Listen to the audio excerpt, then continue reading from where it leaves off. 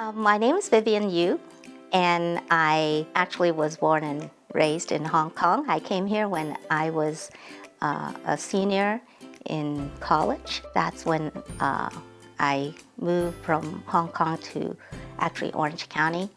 And from there, I finished college and worked as an engineer for about 11 years. And then that's where I met my husband, my lovely husband, Dennis, and we got married, have 2 children. At the time when my children was 2 and 3, then he got a job transfer from LA, and then we moved down to San Diego. And since then, I was home with my 2 children until probably they were in elementary school. And then I started working as an administrator at my church.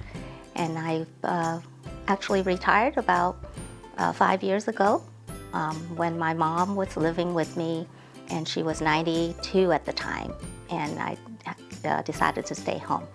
But then since then, she had passed away about 4 years ago, and since then I am working for a nonprofit to plan for mission convention. In college, come over here, you pretty much have to start all over again. So it took me a few extra years before I got my degree, but yet God has been faithful. Actually, when I first came to the U.S., He brought somebody that I totally don't know, start taking me to church. And that's when I was discipled and really learned what it means to be a Christian, and then I was baptized. And since then, God has been with me. I think that last trial that I had was about 1.5 years ago. I had an open brain surgery, and it was quite an unexpected event. The time I find out to the time I had the surgery, it was less than a month. The day I had the MRI, I still remember I can't hear anything because the noise of the MRI machine was so loud. And they give you music, but you can't hear it. So the only thing I can think of is just think of something, just keep me occupied. And it was like a 45-minute MRI. And somehow the song, "It Is Well With My Soul," came to me. At that time, I have no clue, what this tumor that I have in my brain. And that was the first time. The next day, I went to a memorial service, and that song was played, "It Is Well With My Soul." And then the next day on Sunday, the worship team led that same song 3 times in a row. And Monday, that's when the neurologist called me. He was the one who ordered the MRI. It's not a neurosurgeon. He didn't know that I had a brain tumor.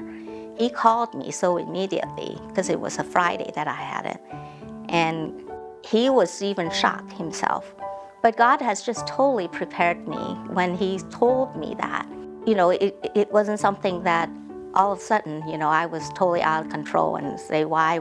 I didn't do that. It was even amazing that I got my appointment with the neurosurgeon the next day, which everybody was saying that, they have to take months before they can get scheduled. And I got it the next day. The next day, I actually have all my surgery date, everything was scheduled.